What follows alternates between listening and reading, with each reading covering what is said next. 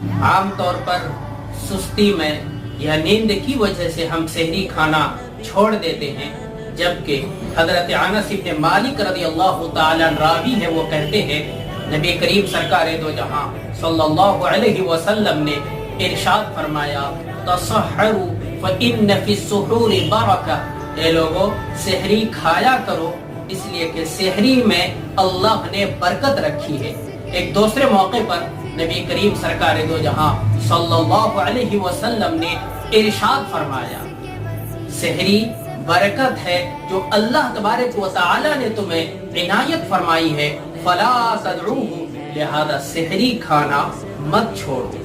आप सल्लल्लाहु अलैहि वसल्लम ने इरशाद फरमाया कि हमारे और अहले किताब के दरमियान फर्क करने वाली चीज सहरी खाना है।